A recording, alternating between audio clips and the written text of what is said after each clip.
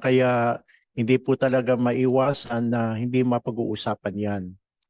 Kaya lang bilang isang non-partisan organization, iniiwasan din namin na magkomento on a particular candidate kasi ayaw rin namin na masabihan kami na mas pinapaboran namin yung walang dinas no na mga pamilya. Pero nakikita talaga natin na yung nananalo ay talagang yung mga popular na mga pangalan at yung may So mga on the one kamag-anak. hand, as an aside lang, medyo okay din paboran yung non-dinas, no? Hindi naman po na As an namin aside lang po. kinokomento talaga. Kaya lang, yung po yung realidad na ang talagang mga karamihan pong mga nanalo, lalo-lalo na po sa mga ah, malalayong probinsya, ay yung talagang mga nakagisnan na rin nung mga apo, anak, mula doon sa kanilang mga tatay at mga grandparents. Kaya kung sa tingin naman namin na kung magkakaroon tayo ng ah, parang ah, mas katagap-tanggap na definition at saka sa up to what degree, ah, sa tingin ko naman ay susundin ito. Kaya lang talagang magsisimula talaga ito doon sa mga representante in both houses kung papaano ito maipapasa dahil sa tatlong mahigit tatlong dekada na at malapit na nga maging 4 na dekada. Kaya hindi lang ito talaga napapanahon, kundi ito talaga ay isa sa mga importanteng piece of legislation na hinahanap din ng mga mas nakararami. Maraming salamat po. May follow-up question po sana ako, but the chair would first like to recognize the presence of Senator Amy Marcos. Salamat for joining us. Would the senator have an opening statement? Very quickly lang. We have a similar hearing in the 19th Congress or the 18th Congress. I think the committee secretary can recall when I was the chairman. And yes, there was great difficulty in defining exactly what dynasty meant and whether the fat or the thin was more relevant and whether second degree or fourth degree. I think it's most important we take the lessons from the SK, the very first anti-dynasty provision in our law, is contained in the Sangguniang Kabataan.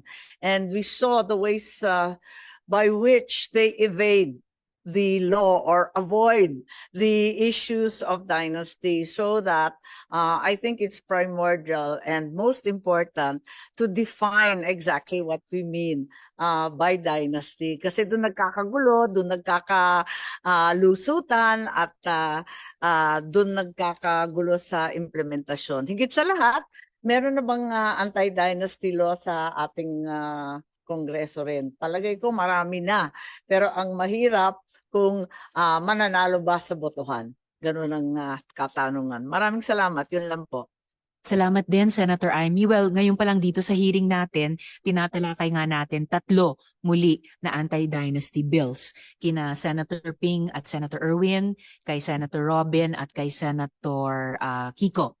So, I'm sure yung komite under sa chairmanship ni Senator Ping ay pagsusumikapan talagang maipasa natin ito. So, salamat po. Returning to Dr. Serrano, so dun po sa PCIJ article na kinwote ang PPCRV at tinalakan yung iba't ibang issue ng mga dynasty. So, yes, before the chair proceeds, Senator Amy, your Sorry, interjection? pasensya. Yes, I just wanted, by way of information, ano na nangyari dun sa kaso na final ng mga abogado galing sa UP for mandamus sa Korte Suprema last year? I believe it was the 20th of March, 2024, urging the Senate and the House to pass a law defining and prohibiting political dynasty. May sinabi na bang Ate Korte Suprema dyan? Naalala ko kasi na may habla dyan eh. Pero parang wala na akong nabalitaan. Thank you, Senator Amy. The chair is not aware that there is already a ruling from the Supreme Court. Sa pagkaalam ko po, and any of the colleagues or resource persons, please correct me if I'm wrong, inaabangan pa po natin kung magkaroon ng ruling na. Yes, Senator Amy. So actually, in all candor also, as I expressed to Senator Erwin earlier, in all candor, I wish that it hadn't been necessary na kasuhan pa tayo para gawin yung ating tungkulin. But anyway, that is the situation right now. Salamat, Senator Amy. The COMSEC, please, will just advise the committee chair, Lacson, if there is already a ruling that the committee should be made well aware of. Salamat po. So just back to Dr. Serrano. So, sino po ba yung mga dynasties na yun?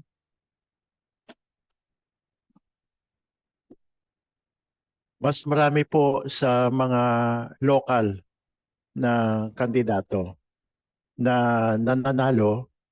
Sabi ko nga, mas marami po sa kanila doon sa mga malalayo at mas mahihirap na probinsya o lugar.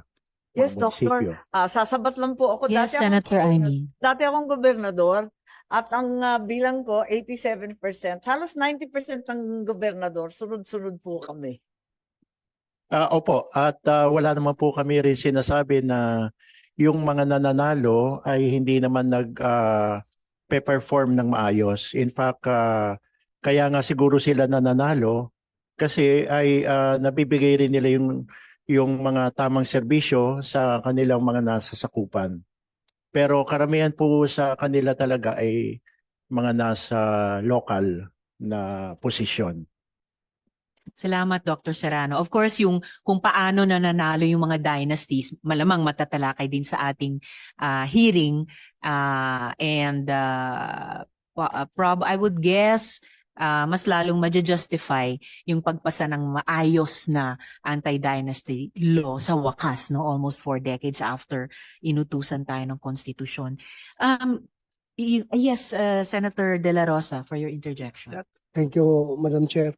Gusto ko lang dugdagdagan yung sinabi ni Dr. Serrano na yes, totoo yun na mayroon nag-build up yung mga dynasties in some parts of the country dahil magandang performance ko, no?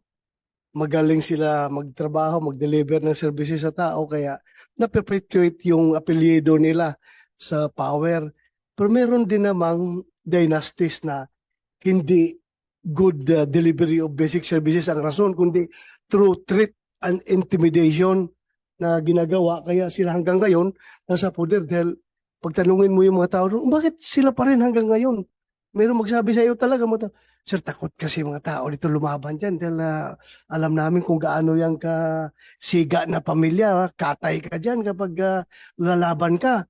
So merong ganon. So sana, both sides of the coin ay ikukonsidera natin pagdating sa pag-imbestiga, bakit hanggang ngayon sila pa rin? Meron sila pa rin. Dalawa yan. May magaling, merong siga na talagang tapos ka pag lumaban ka. So ayun lang, Madam Chair, ang gusto kong ipaparating. Thank you. Salamat kaayo, Senator De La Rosa. Sige. So, alam natin, no, na dito rin sa Senate ngayon may isa pang importanteng hearing na nangyayari.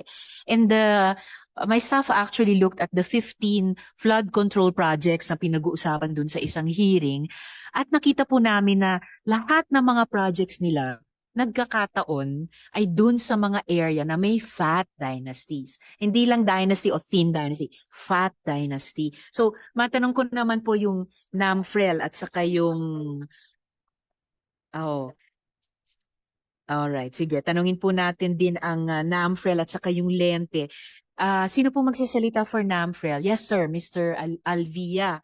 Yes, ma'am. Opo. Pwede po ba kayong mag-cite ng mga specific examples o mga pag-aaral na kinakabit yung presence ng fat dynasties or kahit obese dynasties sa higher levels at incidents ng corruption, lalo na procurement-related corruption? At kung mayroon, paano po nangyayari yung prosesong ito? Okay. Maganda po yung nabanggit ninyo dahil ito po yung epekto ng nakikita nating implications, no, ng dynasty. Mahalaga yung nasabi ho ni Attorney Monsod, no, yung social justice impact, no, ng kahalagahan ng pag-i-implement ng isang anti-political dynasty provision. Pero sa medyo prescient sila at may foresight, no, kung anong mangyayari kung walang provision, no, sa ating batas, no, regarding the anti-political dynasty concern.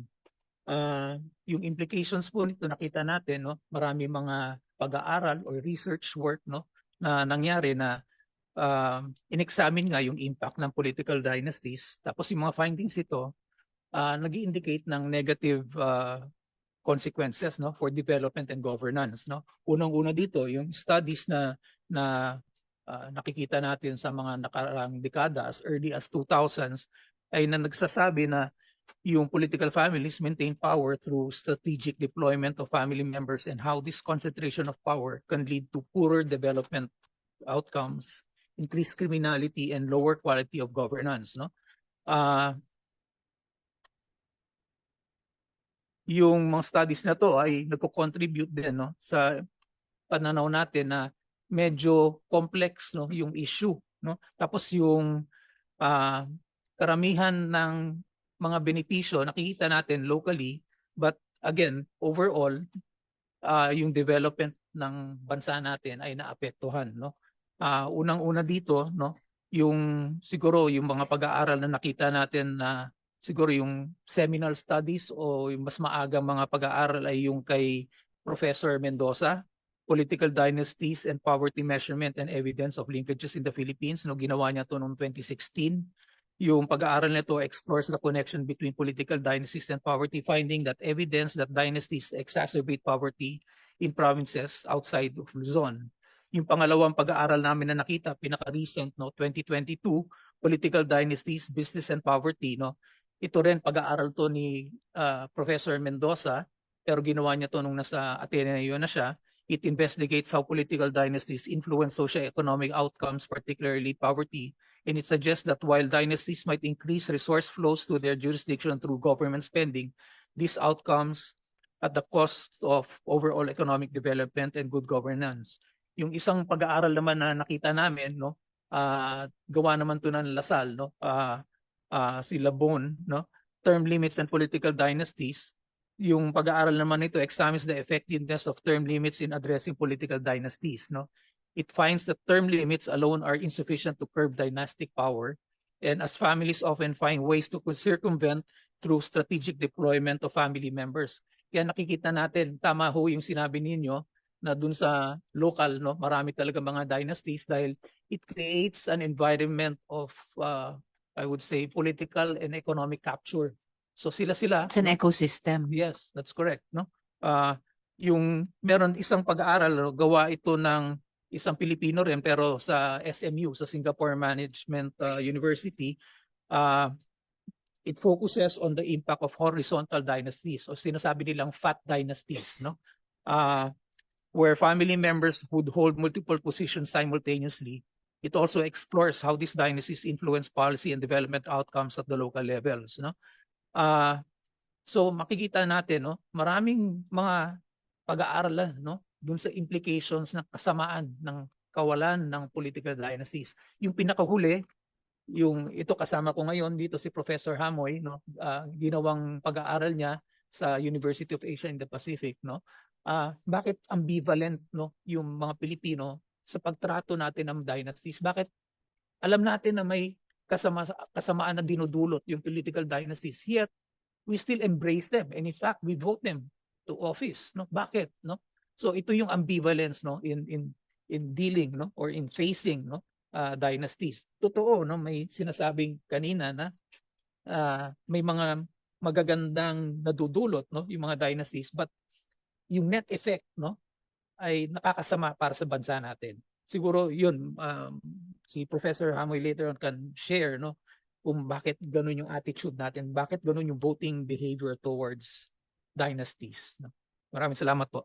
Salamat, Mr. Alvia. Anything in particular about the link between dynasty